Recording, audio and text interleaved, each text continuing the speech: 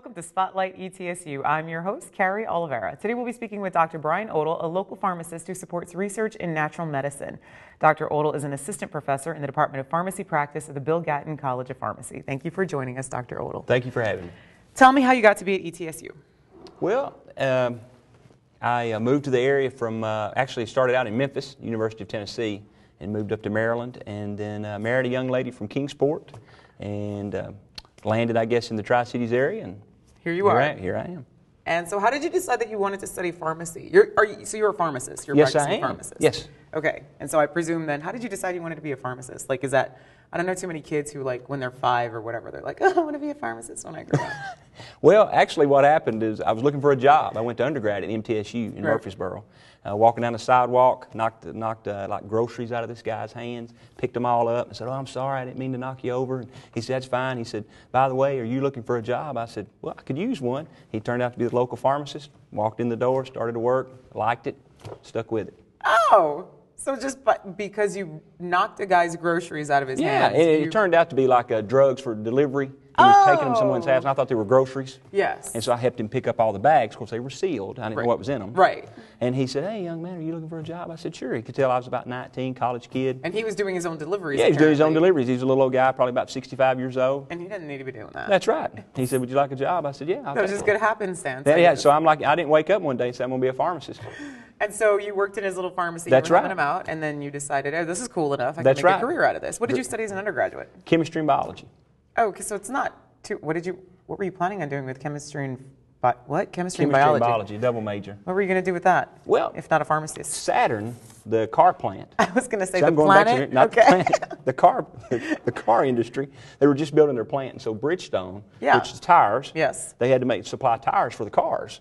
Well, they were hiring chemists to work in their lab. Oh. So I got a degree from MTSU, and actually they offered me a job. But there were 5 of us, I guess, in class. There was one went to vet school, one went to med school, one teaches, and then 2 went to pharmacy school. So I was one of those. So I had my choice, work at Bridgestone. So none of you were making tires? None of us were making tires, and that's good because Saturn's gone. That's right. Yes, my parents bought a Saturn, and now they have gone out of business. And so you arrived at ETSU, and you've been teaching in the College of Pharmacy since you've been here? Since 2007. And we were talking before the show started, before taping started, about the fact that your program is built, you have 2 sort of different tracks, or 2 majors, or 2 degrees, or whatever. What is the appropriate way to talk about it? Well, I guess we have 2 departments. Pharmaceutical science. Right. Which handles most of the 1st and 2nd year of the pharmacy students, and then pharmaceutical practice, which handles the 3rd and 4th year. Okay. So, wait a minute. If they're 2 different departments, now this is getting into like department business. But, so the pharmaceutical science side is about the manufacture of drugs. That's right. They do more of the medicinal chemistry, the structure, what makes the drug work. Why Viagra does what it does. Exactly. Oh. They'll say this side chain, it gets broken off and it's dissolved and it lasts for 8 hours and that's when you get your effect, or blah, blah, blah, and it affects the blood flow. Or, they go into the I guess, dynamics of the drug is a good way. And then you are interested in the practice of pharmacy. Exactly. And so where we use that drug. We've told you how it works. Right. Now, who do we use it in? Same with blood pressure medications. Not everybody takes the same blood pressure medication. So why is that? Why is that? Diabetics take a certain one. Maybe you get a young male, like some of the guys we've seen here this morning. There's other blood pressure meds we would use in them we'd prefer to use. Right. Just by mechanism, side effects expected, etc. Oh. Data that we've gathered to show that in maybe diabetics, a drug class called ACE inhibitors are more beneficial for, I guess, renal protective effect. So you take what you learn in the first 2 years as far as mechanism, yes, and then apply it to the type of patient in the last 2 years. So hopefully by the time they graduate, they know which drugs for which people, I guess, or which patient. I hope that they do as a, consumer of pharmaceutical products. I hope we do. Yeah, they pass. You are, though, the reason you're here on the show this morning is because you're talking to us about natural medicine. You have an interest in sort of exploring herbal and natural medicines as opposed to like traditional pharmaceuticals. I do, especially living in the Appalachian region. Yes. And that's what we got here, a lot of folk remedies, folk medicine. We all have some kind of folk remedy or medicine that we had growing up. I found most people know about the honey and the little bit of maybe Jack Daniels or something people use for cough, a little bourbon, exactly, the peppermint candy. So, grandma didn't drink, but that's what she kept in the cabinet for a cough. Right. And so I've always had an interest on, do these really work? What effects do they have on the patients? Do they interact with other drugs, other medications? And so you have students that you regularly do investigations of natural homeopathic remedies. We do. Or whatever Actually, I teach a class in the fall, each fall semester. A whole class. Whole class. On this. It's required. And not all pharmacy schools require that. University of Florida has a big herbal program.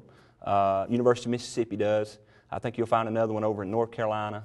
North Carolina, I'm pretty sure has one. I know Florida and Mississippi. So it's not many schools have they have it as an elective but not a required course. Okay, so I want to talk about your course, but before that, I think it's really interesting that, because folk remedies are important parts of like culture in general. I don't know of a single culture that probably doesn't have its own version of how to cure cough or hysteria, or whatever the case may be. And so it seems weird to me that pharmacy programs would not make it mandatory for pharmacists or physicians or whatever to have an appreciation for what people might be taking at home that is going to interact with the drugs that they're actually taking. So why is it that we don't have like a commitment in the pharmaceutical sciences to just study folk remedies or herbals? It's a dying art. 2013, we look back and say, all the research we do now with medications, we talked about that earlier, and all the money it's put in. Some of these herbs have been around for 100, 150 years. Right. You go back to the mid-1800s, they would use, dogwood tree, the bark from the dogwood tree. They thought that was effective for malaria. Well, there was really no data to support it, but they would try it. Right. And, garlic, ginseng, they've used for years. Ginkgo biloba. Yes. They just don't put the time in that's required. And because these products are no longer brand name, they're generic, so to speak. Yeah. Or you can go out and dig them in your backyard or in the woods. There's not a lot of interest from, manufacturing or research to look into these. And so over the years, we've just lost that art. Penicillin came along about the World War II era. Then you started getting antibiotics, and we started getting blood pressure meds, etc. It was just more convenient. Go see your doctor. Here's your, medication. Go to the pharmacy, get it filled, and out the door. Right. And it was effective. Yes. So, but people still take them. They do. That is true. Almost everybody that comes in, I'd say probably 75% of the patients that come in, maybe not a herb per se, but they're taking a vitamin. Right. Or they're doing some other little home remedy at home. They think it works. Garlic or ginger or fish oil or something, or bee pollen. Yeah, exactly. I met a guy yesterday. He's eating cayenne peppers for arthritis. He thinks it's help. He was trying WD-40 before that, but no. So cayenne peppers, and I can imagine why it would be difficult. I mean, you have to test all these things. They're untested. Yeah, that's right. So you can't create a curriculum really. It's all word of mouth. Effects. That's right. And that's why we kind of teach in the class. Yeah, so I go back and say, okay, we've used this for 100 years for this effect. Ginkgo biloba, memory loss. Yes. And there's some studies out of Europe that says it's actually effective. They look at college students before they take an exam without ginkgo biloba. Then when they take an exam, they're taking ginkgo maybe 3 nights before. Did they improve their test scores? Yeah, whether they do or not, the students still, I think, try ginkgo. Just, well, it might work. That's an extra point or two. I don't know. But so that's some things we look at. And so what have you learned? But that's all we have, though. Right, that's it. I don't have a study with 20,000 people, 20,000 patients.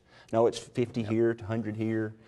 And as much as we want to be able to generalize from, small studies, and we do. I mean, in the social sciences, we absolutely do. But at the same time, versus what kind of data we have from actual pharmaceutical testing. That's right. How many people have, really, if you could estimate for us, how many people would have been studied on, I don't know, say something like Viagra or Xanax? Oh, my goodness. That would have been the original studies. Let's say if it was Viagra, they probably looked at somewhere around 6,000 or 7,000 patients.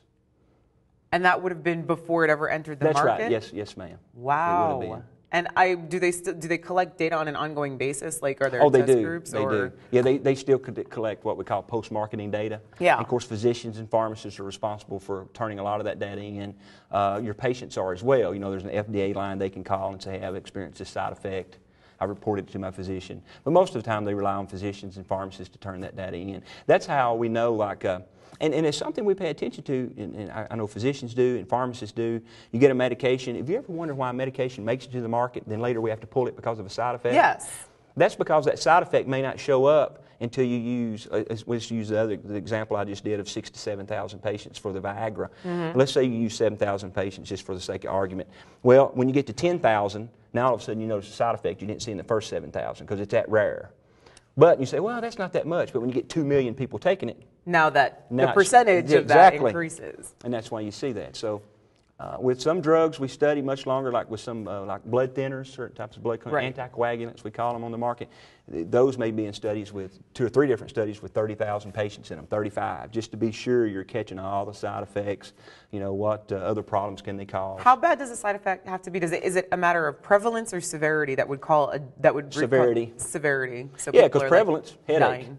Diarrhea. Oh, yeah, every drug you look at, antibiotics, you know, any drug, a dizziness from a blood pressure medicine when you first start taking it. Oh, everybody does because your pressure drops. But mortality is what we look at.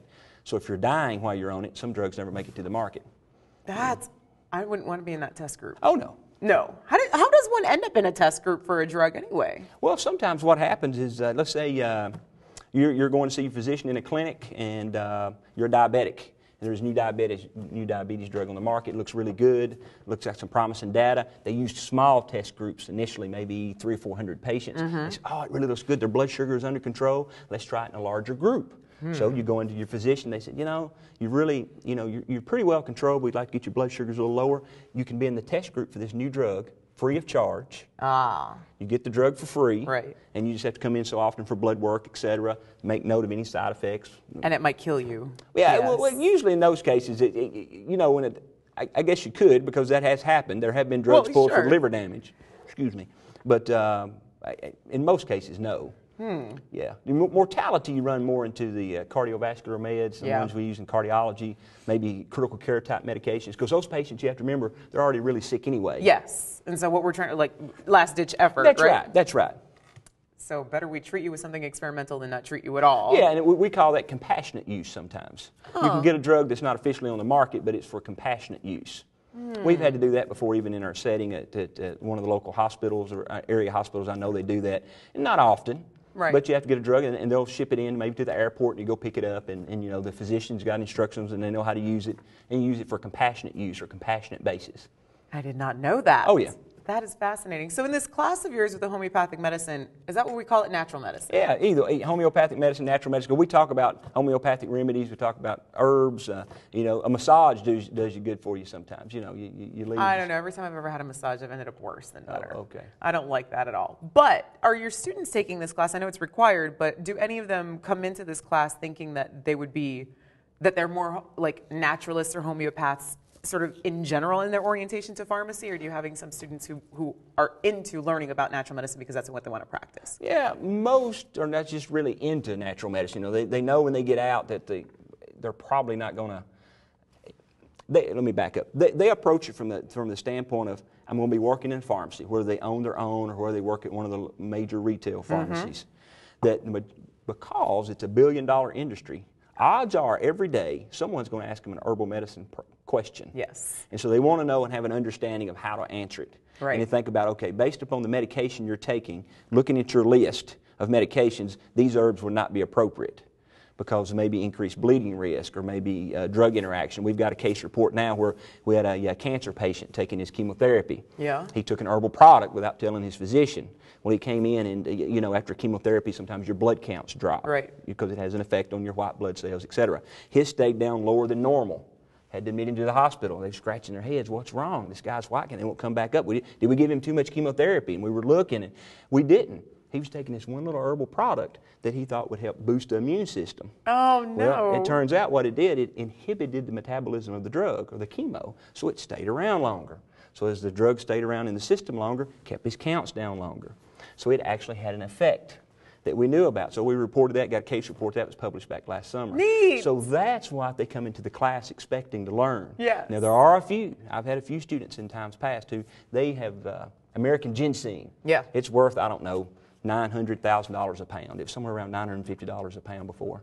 So really expensive. If you can find it, dig it up, yeah, get a pound of it, you got $1,000. So I've had students in class, they've done that That's with their like a grandparents. weird, like, a homeopathic drug dealer. That's, Oh, yeah, it is. That's so funny. And the thing is, we export most of our ginseng. Most of the ginseng we use in this country is Chinese or Korean. Why are we not using our own? Because the quality of the American ginseng, of the properties that we use, other countries will pay more for it. That's why the price is up so high. So we dig it up, and you can take it and sell it, and we usually export the American ginseng. I love that pharmacy, pharmaceutical is as much like science as it is business, and it's sort of terrifying, right? Oh, yeah. Like, it kind of makes, it's disconcerting. But you were telling me about something or another. What were you telling me? You were telling me a story. And I get ginseng. off track. You were telling me about the price of ginseng, but I don't remember why that was the case. It was about $1,000. Oh, my word. So students then, do they, I mean, when a student finishes your class, are they able to walk into, it's like, be in a pharmacy and a patient comes in and says, oh, I've got like my sister, as an example. She's got like, well, I don't know, something going on with her stomach. And so ginger, maybe ginger, because ginger is good for stomach stuff. Is it good for stomach stuff? You're exactly right. So if there's not a lot of data to suggest that we don't have enough people to consistently in controlled environments understand the effects of herbs regularly, that's right. To what extent can we teach our pharmacy students what to look out for or what to be worried about? Like, except what we have is anecdotal data. Okay. And then I got an example for the ginger. Don't let me forget that. But let's go back to the pharmaceutical sciences in the first 2 years when they talk about structure. Yeah. And the example I gave you with the chemotherapy and the drug we used, it was actually, or the herb was echinacea. We know this structurally and how it's metabolized in the body. Yeah. That it has the possibility of affecting certain enzymes that will affect the metabolism of other drugs. So forget the effect on the body or what you're taking it for. Just we know how it's metabolized through that metabolic pathway. Other drugs or herbs tend to have an effect on other drugs or prevent their metabolism, and some speed up metabolism. Okay, so that's how we understand, and whether it has an effect or not, we don't know. Now back to the ginger, and back to anecdotal reports. My mom was a nurse for years. She would tell you post-op or after surgery, she always gave someone ginger, even ginger ale. Now you go look at the data, it says no better than placebo. Give yourself placebo, myself ginger, we're going to get sick or feel sick. The same. Same. That's what the data shows. But you ask nurses or you poll them, oh yeah, always works. Oh yeah, give them a little ginger. It works well. And they're the ones clinically. So what are we concerned with? What the paper says and what the textbooks say per se as far as these small studies, or what we see clinically? People say, I feel better when I drink it. So is it placebo effect? After surgery they get a little ginger ale? I don't know. Well, especially in a case like that, you know what? I will take a placebo effect. Thank you very much. Oh, yeah, me too. I feel better. Yeah. Ginseng, same way. A lot of your energy drinks now, kids use when they exercise, students do, I know adults do, they'll have ginseng in them. Well, is it doing anything? I don't know. Is the amount in the drink even enough to cause a pharmaceutical effect? I don't know. But they feel better. Oh, yeah, my workout, I'll get my drink with ginseng. I feel great. So I talk myself into having more energy. Yeah. Oh, that's so weird. Yeah. I like that. Okay, so as a consumer of pharmaceutical products. Okay. Okay, what's your standpoint on whether people should or should not use herbal medicine? Like, is it dangerous? Are there certain things that are generally safe for people to be using? Is it just a matter of talk to my physician before I take anything? Like, what is your take on whether or not I should be using herbal? I usually suggest patients talk to their physicians before they take anything. That makes Let the pharmacist do a real quick glance at the medications and make sure there's no interactions. And as we were talking earlier, you know, back in the 1800s, pharmacists were chemists, yes, so to speak, and they mixed a lot of herbs and powders together. Physicians' orders then, too, were more herb-based or vitamin-based, but there were always mixtures. Yes. You didn't take just one herb, so to speak. Right. Where now we go to the store and pull St. John's wort. We'll pull just echinacea. We'll pull just garlic, just ginseng. And that's fine, and I think that goes back to the Commission E monographs from Germany. They identified, that's kind of like their FDA of herbals. They identified certain herbs and their uses and their mechanism of action, and did they affect other herbs or other drugs, etc.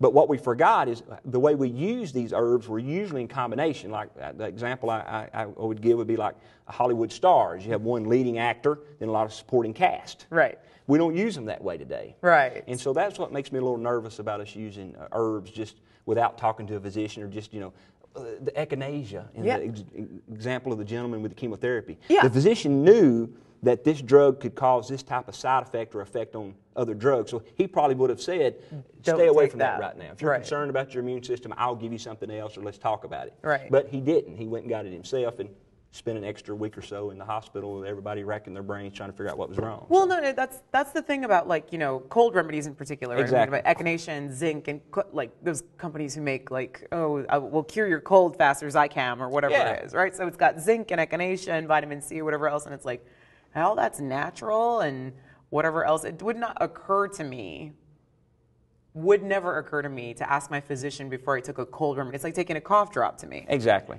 And so it's... And some things you can't get to the physician and ask them. So it's more of a... if it produces a pharmaceutical effect and it works, and I always tell the students this too, in almost all cases, whether you recognize it or not, there's always going to be a trade-off. Right. And you may not have a set of side effect that you recognize, but if you're getting a pharmaceutical effect, it's changing something. Yes. The dynamics in your body somehow. It's affecting. Yeah. So otherwise, it wouldn't be working. That's right. So then there's a chance for side effects. But yeah, like your cough and cold remedies. Yeah. You go pull antihistamine off the shelf. You don't call your physician to ask them about that, and plus probably difficult to get through them. Sometimes the pharmacist is busy. You can't ask them. Hey, I get sneezing. I think it's allergies. I want to take this antihistamine. And we do that, and that's real life. Yes. And some people do that with herbs. It's just important to know if you're on several medications, or sometimes just one or two, at least have it cross-checked or cross-referenced to be sure you can take that herbal product or that mixture with the medications you're on. Now, if you're not taking anything and you start something new, then you start having a side effect, start itching, you get a rash, Ken, you not to be taking That's right. And it's probably attributable to the herb because that's the only thing that's different. That's right. The interactions then become the stressful thing. So really, if I'm taking something else and I decide I'm going to take an herbal, really I need to be talking to either the physician or the pharmacist. Yeah, and at least to make sure, hey, any drug interactions here. And as we talked earlier, though, I don't know, over the years it's been, I guess research has been done as far as just randomly going into a pharmacy or a retail outlet and pulling a certain herb off the shelf. We'll keep using echinacea. They just pull all the bottles off different brands. They go back to a lab and test them, and they realize that, this echinacea brand, they've got 100% echinacea. Right.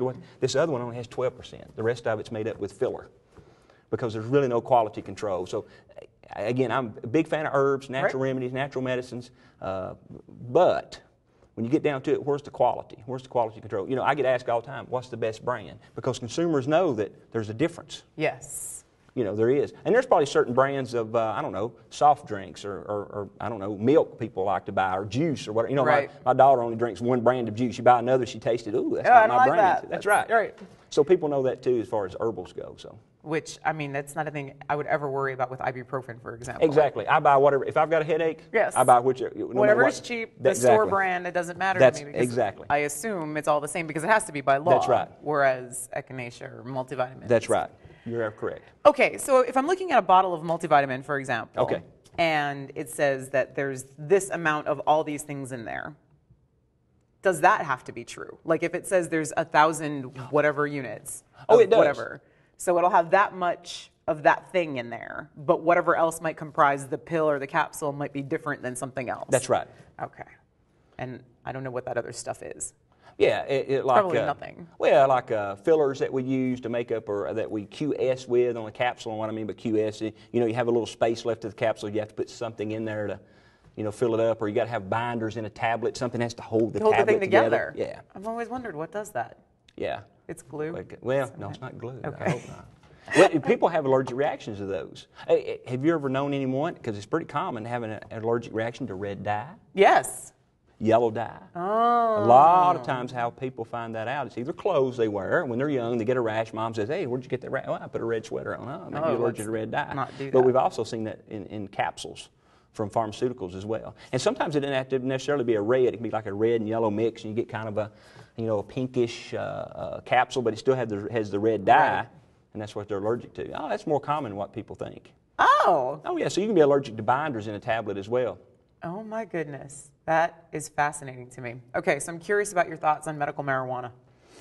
I think it will be, I don't know, it'll probably be before I retire. I've still got a few years to go, but I think medical marijuana, you'll see it used nationwide. I think we'll follow suit with the other states. Colorado, I think out in California, I believe Oregon's another one. I think that the issue is trying how to manage it. Yes. And so I think you will see it. It goes back to the days, and we just had this conversation recently, because another herbal product or natural remedy would be like moonshine. Yeah. Back in Prohibition. Yes. The alcohol, the liquor. One of the ways we got around Prohibition, pharmacies would order it for medicinal use. And I see medical marijuana the same way. I think once we figure out how to tax it, yeah, and kind of get a control of it. I'm not saying pharmacists will be the dispensers of it, but there'll be someone that will be. There'll be some location, and then when the government can figure out how to control and put their hands on that, you will see that for all 50 states. I think that's just my opinion. The mechanism will be applicable. That's right, and I think that's why they're allowing these other states to kind of the guinea pig test market. Yes, to get around the federal law, because you know I guess that's the only way to put it. I'm not going to say they're breaking the law, but yet I guess. I mean, technically, federal law. Yeah, they are. So I think they're giving the states a little room to make some errors, make some mistakes. Say, okay, this is where we need to correct this. Right. And then what you'll see is that will be available. It's going to be tax benefit ultimately for the federal government kind of a thing. And exactly. Go back to Prohibition. Same way, alcohol was used for medicinal properties. Right. We forget in Prohibition, you could still get it if you were sick. Right. A physician could still write you a prescription. You could still go get it filled. Oh, that is fascinating. So medical marijuana is going the same path. Do we find that there's okay, so because of the controversy of marijuana being, an illicit scheduled whatever drug and whatnot, I can only imagine that I hope anyway, that there's been more stringent study with respect to the efficacy of marijuana in medical situations as opposed to, say, I don't know, echinacea. Yeah, there has been. Has there been? Yeah, because there's a lot more money put into the market as far as trying to get medical marijuana to the market. Right. Because others know if they're the supplier or the distributor, again, there's more money to be made. You know, some of the wealthiest people back at the turn of the 20th century were into the Prohibition or bootleggers. Yeah.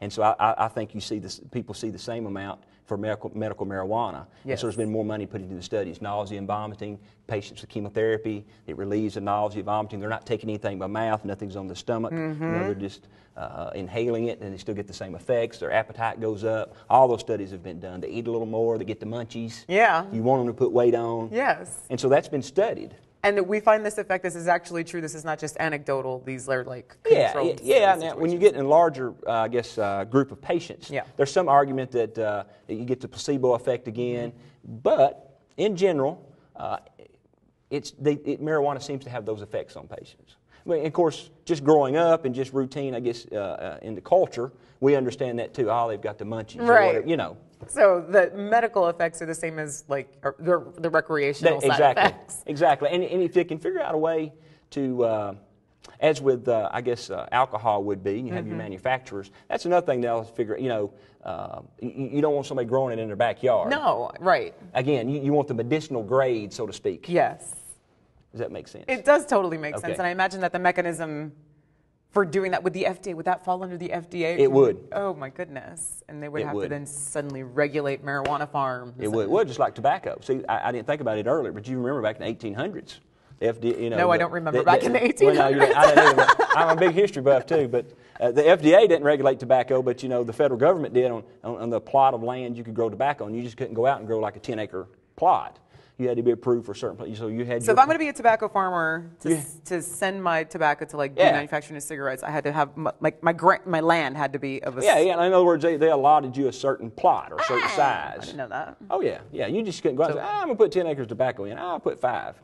No, you had a certain allotment that you had. That way, it helped everyone had their same amount for their size, I guess, of their farm, so to speak. That way, they knew how much tobacco was going to be brought in or harvested in general. Right. So you almost have to do marijuana the same way as we do alcohol.